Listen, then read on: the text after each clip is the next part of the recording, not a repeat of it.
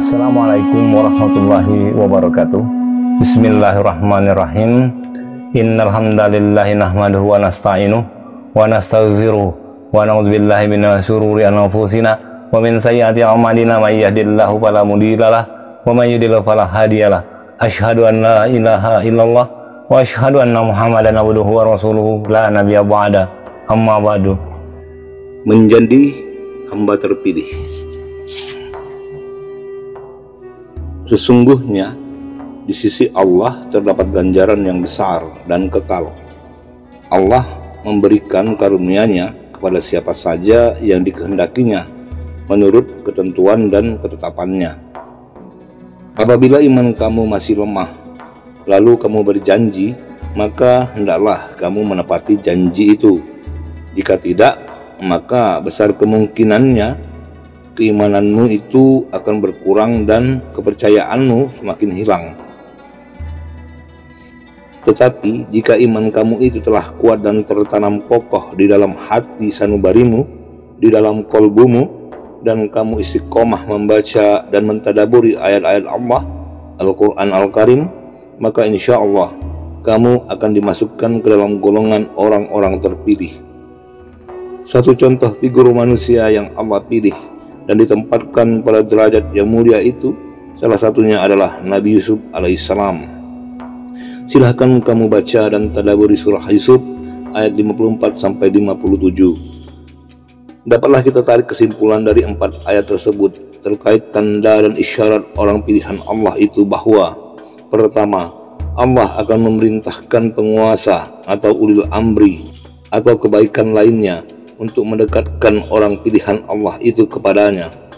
Misal, di pekerjaan atau profesimu, apakah atasanmu mengandalkan kemampuan dan kecakapan cara kerjamu? Jika iya, maka bisa jadi itulah isyaratnya. Yang kedua, figur pilihan Allah itu adalah orang yang pandai menjaga dan berpengetahuan ilahiyah. Apakah selama bekerja kamu banyak mengingat Allah? Jika iya, maka bisa jadi itulah isyaratnya. Dan yang ketiga, figur pilihan Allah itu selalu dalam penjagaan Allah. Tidak ada satu makhluk pun yang diberikan izin oleh Allah untuk membenamkannya di dalam lumpur dosa-dosa dan mencelakainya. Allah senantiasa merahmatinya karena Dia selalu menjaga niatan baiknya kepada semua orang, tak terkecuali juga kepada orang yang berniat jahat kepada dirinya. Dan yang keempat adalah figur pilihan Allah itu hanya satu ikhtiar terbesar di dalam hidupnya, yaitu dia hanya berharap ridha Allah, dan baginya hanya berharap balasan di akhirat yang terbaik dan kekal. Maka dari itulah dia senantiasa bertahan di dalam ketakwaan, takutnya hanya kepada Allah. Dengan demikian, hati kamu hanya dipenuhi oleh Allah, selalu ingat Allah saat berdiri, duduk maupun berbaring.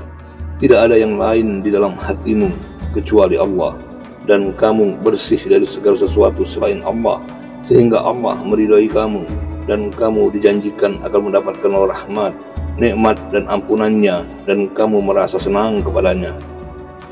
Kemudian kamu akan diberi satu janji, dan apabila kamu merasa puas dengan janji itu dan tampak tanda keinginanmu padanya, maka janji itu akan ditukar dengan janji yang lebih tinggi lagi.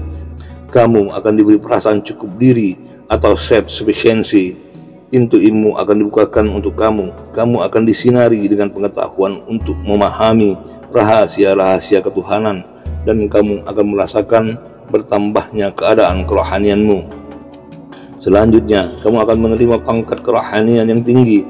Kamu akan diberi rahasia-rahasia ketuhanan. Dadamu menjadi lapang, lidahmu berkata lantang, ilmumu tinggi, dan kamu cinta kepada Allah. Kamu pun dinaikkan ke pangkat ini, di mana kamu tidak lagi mempunyai kehendak kepada yang lain selain Allah.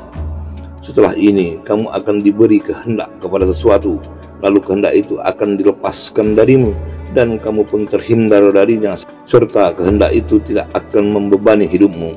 Kamu tidak akan diberi perkara-perkara yang kamu kehendaki di dunia ini, dan di akhirat kelak kamu akan diberi gantinya.